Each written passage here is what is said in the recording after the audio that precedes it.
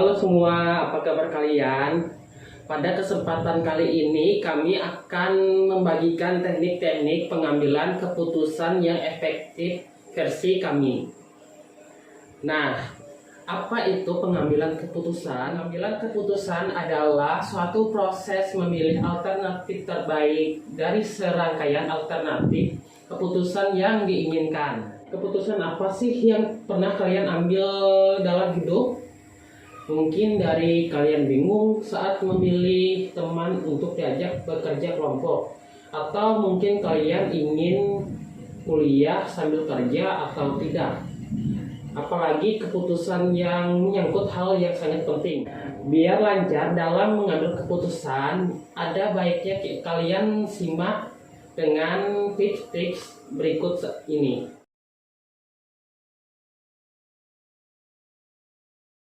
Yang pertama yaitu membuat daftar untung dan rugi berdasarkan penilaian pribadi. Misalkan nih, kita mau pindah sekolah atau kuliah, terus kita pikirkan apa saja keuntungan dan kerugian yang akan kita dapatkan setelah pindah. Dengan hal itu, maka dapat membantu kita untuk mengambil keputusan yang lebih baik.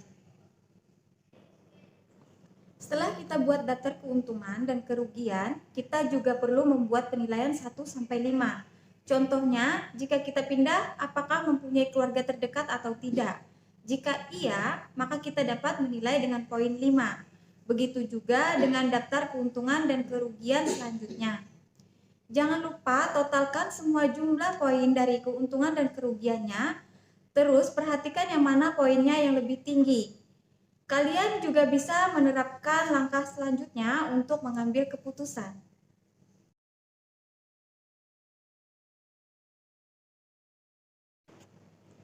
Kedua, membayangkan skenario masa depan.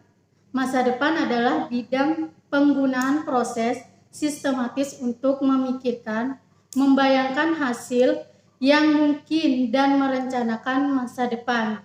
Contohnya, penjelajah sering menemukan diri mereka yang akan terjadi di masa depan bagi penjelajah. Apa yang ada di sekitar lingkungan berikutnya, di pegunungan berikutnya, atau di seberang sungai berikutnya, sama sekali tidak diketahui. Penjelajah dipaksa untuk membuat keputusan yang benar-benar hidup dan mati.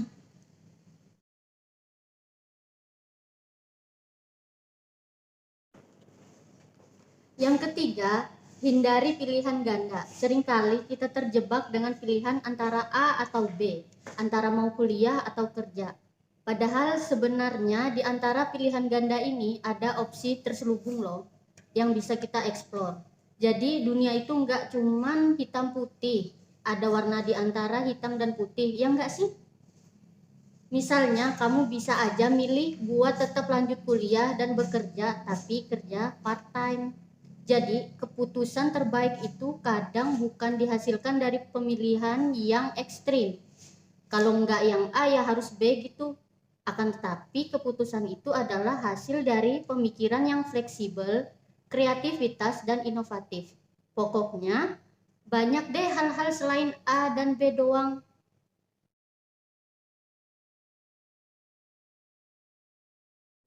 Keempat, cobalah berkonsultasi dengan pihak lain. Dengan berkonsultasi dengan pihak lain, kalian bisa mengumpulkan banyak informasi penting sebanyak mungkin. Misalkan, kalian memutuskan untuk mau pindah kerjaan atau enggak. Coba konsultasikan dengan orang-orang, teman, atau kerabat dekat yang pernah menghadapi hal serupa. Terus, bertukar pikiran dengan mereka bagaimana keputusan yang sudah mereka ambil pada waktu itu.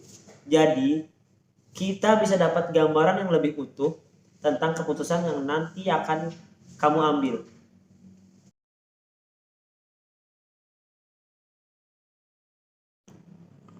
Lima, mengalokasikan waktu untuk berpikir. Kapan waktu terbaik dan terburuk membuat keputusan? Haruskah Anda membuat daftar pro kontra yang lebih mendetail atau mencari nasihat dari petuah orang-orang yang lebih terpercaya? Banyak orang menyarankan jalan keluar yang terakhir, percaya saja apa kata hatimu. Lakukan apa yang menurutmu benar. Jadi harus bagaimana?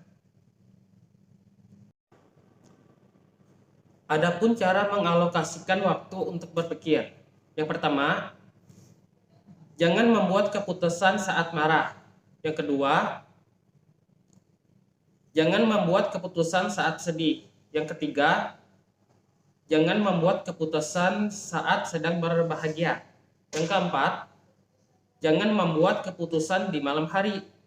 Yang kelima, buatlah keputusan setelah cukup istirahat.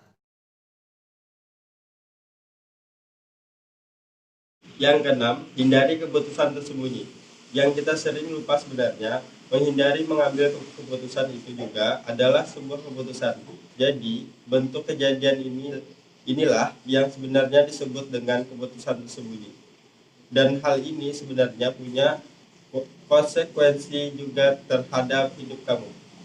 Misalnya, dalam tim kamu ada satu orang yang nggak produktif, terus kerjanya salah-salah, tapi takut buat konfrontasi. Jadi kamu nunda-nunda, terus buat ngomong dan memecat dia. Dengan keputusan kamu menghindari buat ngomong dan memecat karyawan tersebut sebenarnya berdampak sama ke tim kamu.